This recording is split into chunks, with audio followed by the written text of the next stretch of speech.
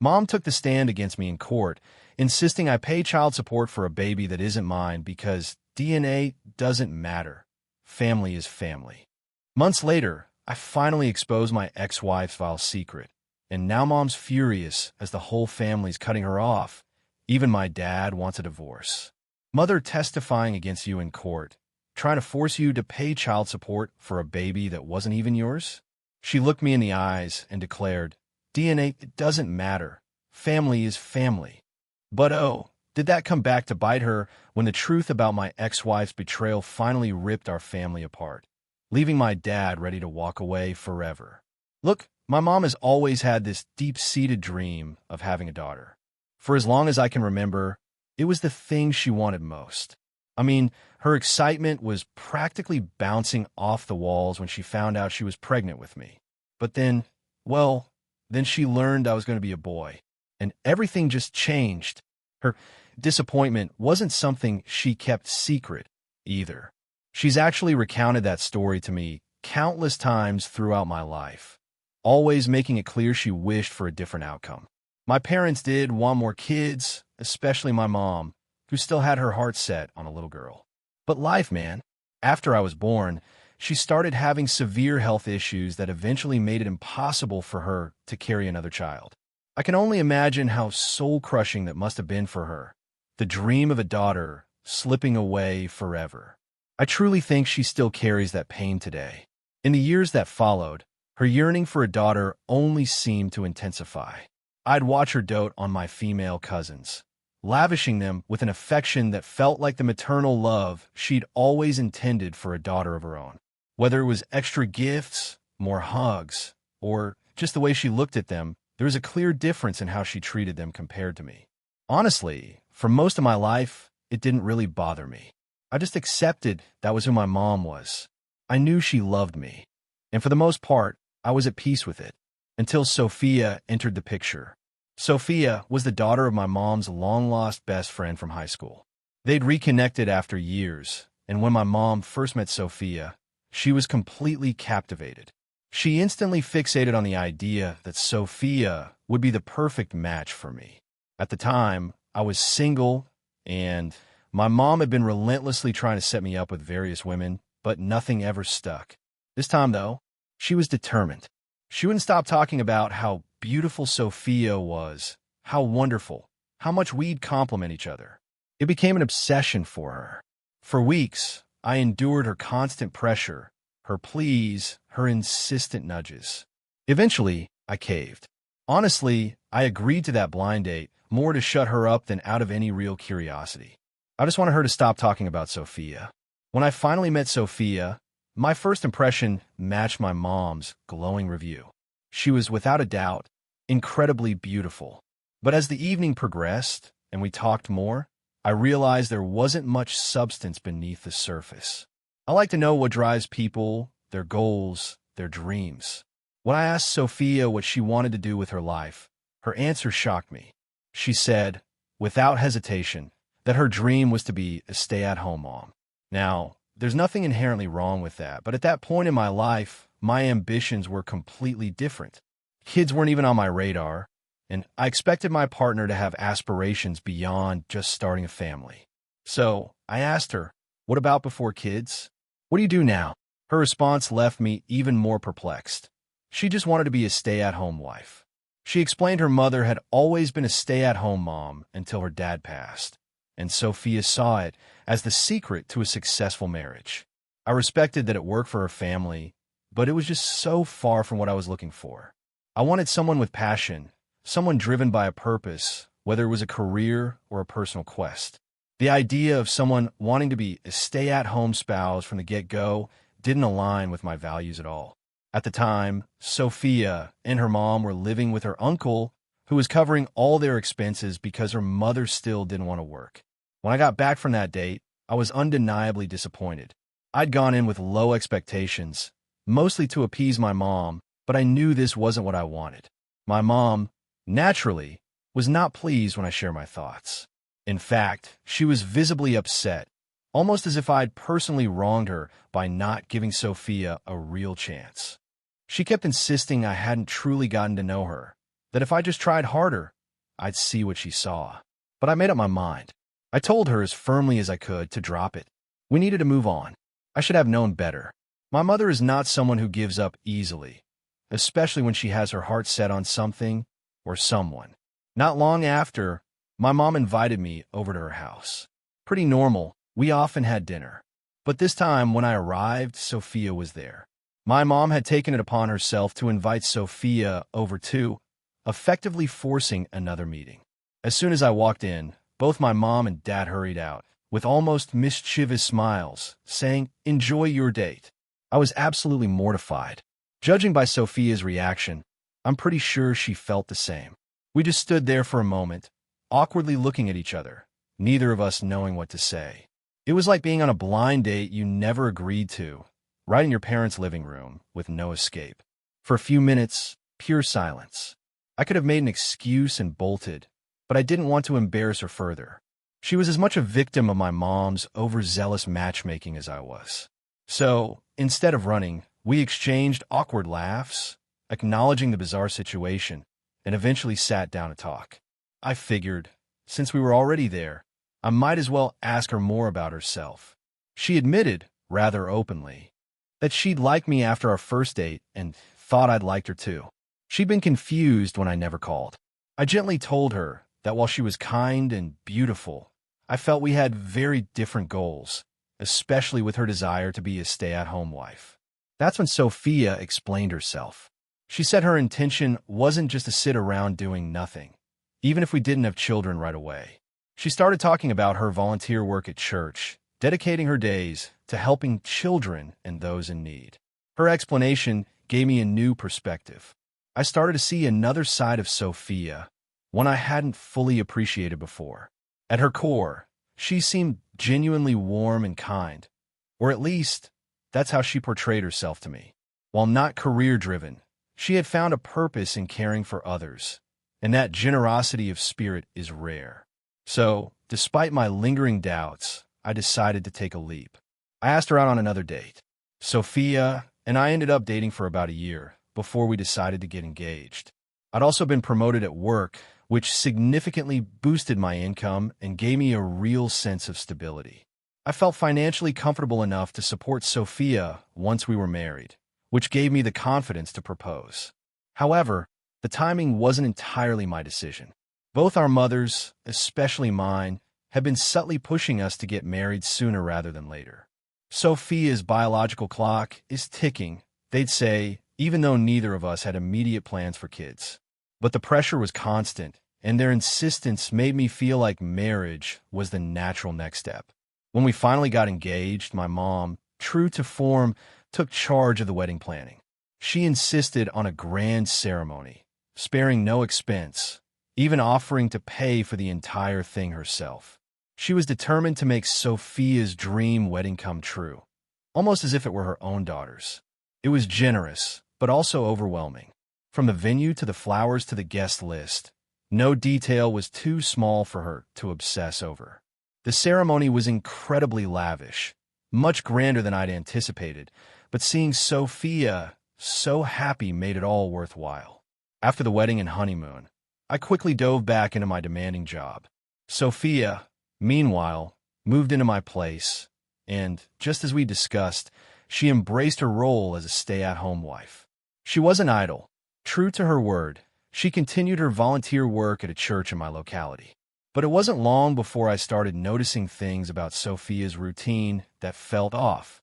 Since we'd never lived together, I was learning all these little day-to-day habits. One thing really stood out. She regularly insisted I send money to her mother every month. She argued we had more than enough, and, as a good son-in-law, it was my duty to help support her mom.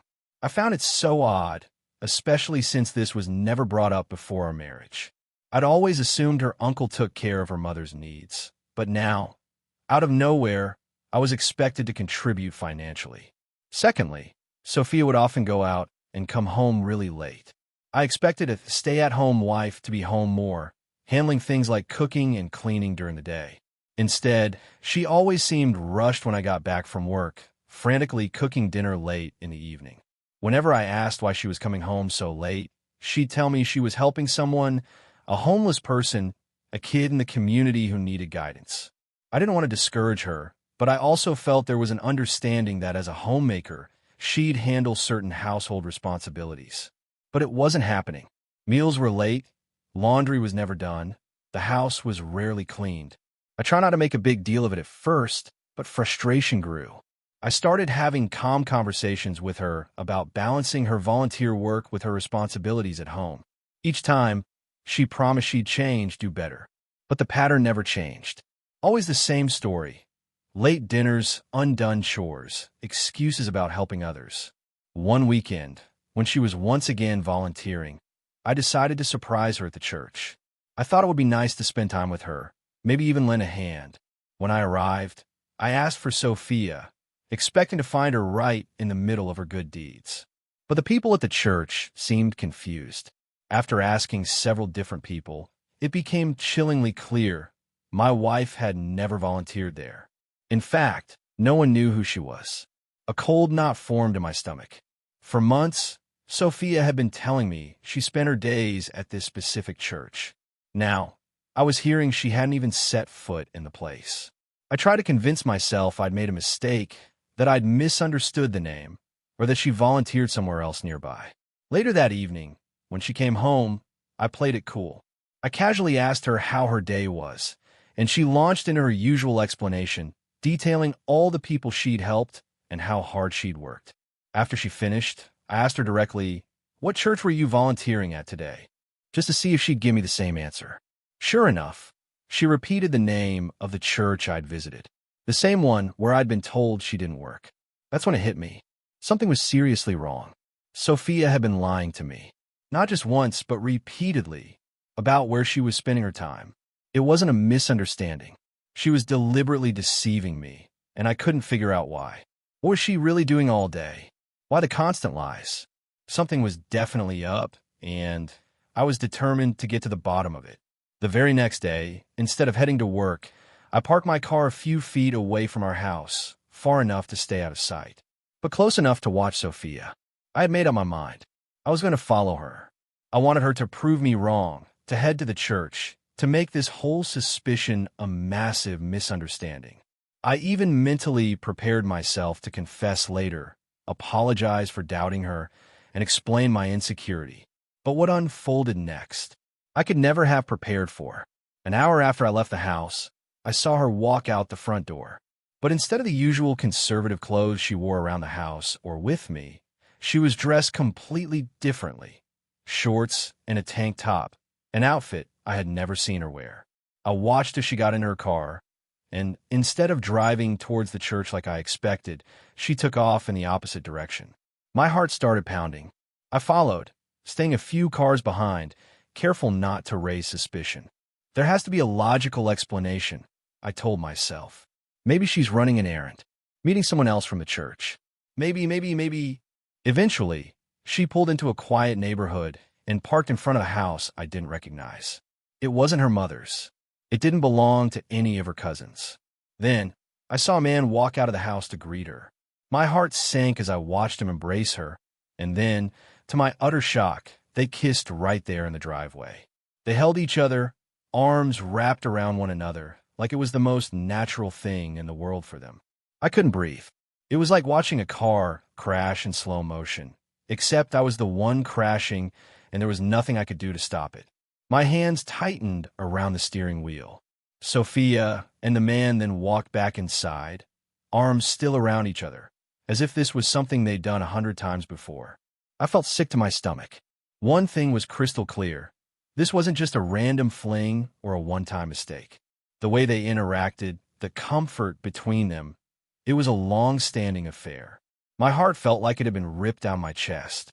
All the doubts, the odd timings, the strange excuses, it all made terrifying sense now.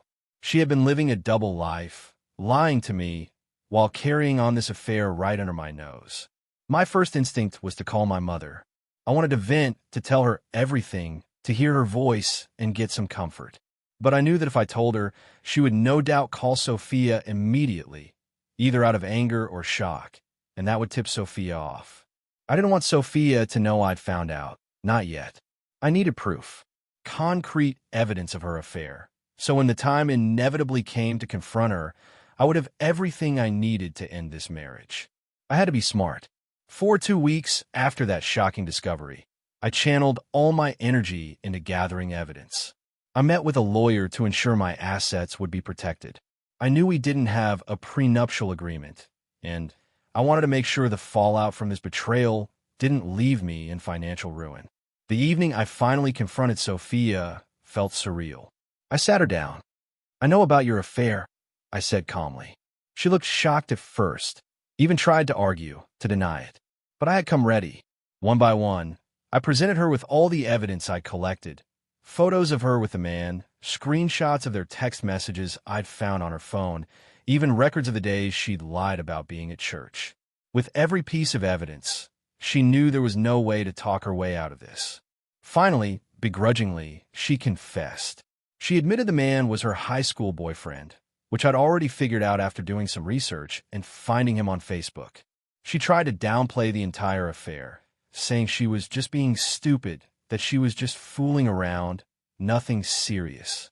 She insisted she didn't intend for things to go as far as they had. I wasn't buying it.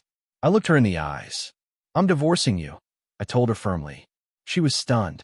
I think part of her believed she could talk her way out of it, that I would forgive her or be swayed by her excuses.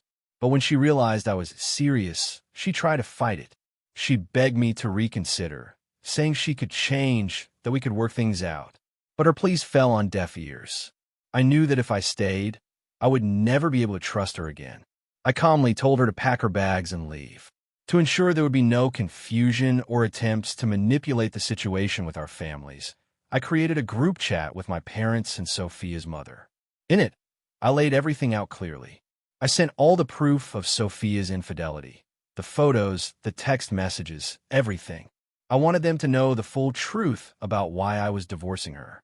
I wanted to prevent any false narratives from being spun by either Sophia or her mother. I knew that once the news broke, all hell would break loose, and I wasn't about to leave room for any misunderstandings. As expected, the reactions were intense. My mother was absolutely livid, outraged that Sophia had betrayed me. But at the same time, she and Sophia's mother couldn't help but beg me to reconsider. Despite the undeniable evidence of Sophia's infidelity, they pleaded with me to find it in my heart to forgive her, to give her another chance. Thankfully, my dad stood by my side. He reassured me I was making the right decision, that no one should stay with a cheating partner, no matter the circumstances. He told me I deserved better and supported my decision to move forward with the divorce. A week after I filed for divorce, Sophia and her mother showed up at my house unexpectedly. Sophia revealed she was pregnant with my child, she claimed. My immediate reaction was disbelief. I outright refused to accept that I was the father, given her affair. Sophia's mother lashed out, accusing me of ruining her daughter's life by not accepting responsibility and divorcing Sophia so suddenly. She made it sound like I was the cruel one. Then, my own mother doubled down on her pleas. She talked about how children can change everything, how a baby could bring Sophia and me closer, as if the pregnancy was some magical solution to the infidelity. She told me Sophia had promised never to cheat again, and that I needed to consider the child's future, not just my pride. She made me feel like the bad guy for choosing to walk away from marriage where all trust was gone. When I still didn't give in, my mother, in her desperation, threatened to testify against me in court if the issue of child support arose. She said she would make sure I paid for the baby, regardless of whether or not it was mine. DNA doesn't matter. Family is family, she argued, implying she didn't care who the biological father was. She was determined to claim the child as her grandchild, even if it meant going against me in court. And that is exactly what she did. True to her word, my mother testified against me during the divorce proceedings. It was one of the most painful betrayals I've ever experienced. My lawyer and I fought hard to make sure the court understood Sophia had been unfaithful and that there was a very real possibility the child wasn't mine. But my mother and Sophia's mother testified that Sophia's affair wasn't anything sexual. Downplaying her infidelity as if it had been some innocent mistake. They even argued that because Sophia and I had been intimate just weeks before our separation, right around the time I discovered her affair, the baby must be mine. Thankfully, the judge ruled they couldn't make any final decision regarding child support or paternity until after the baby was born and a proper paternity test was conducted. Only then would it be determined if I was the biological father. I was relieved. It felt like a small victory in what had been a draining and painful process. At least now, I wouldn't be forced into supporting a child that might not be mine without solid proof. But my mother, Sophia, and her mother were furious with the outcome. My mother later came up to me and told me how she wished I was not her child. She said if I was truly a man, I should pull my pants up and accept Sophia's child as mine, regardless of what the paternity test proved. Over the past months, my mother went around bad-mouthing me to everyone in our family, painting me as the villain who destroyed my marriage over what she insisted was just Sophia's one-time mistake.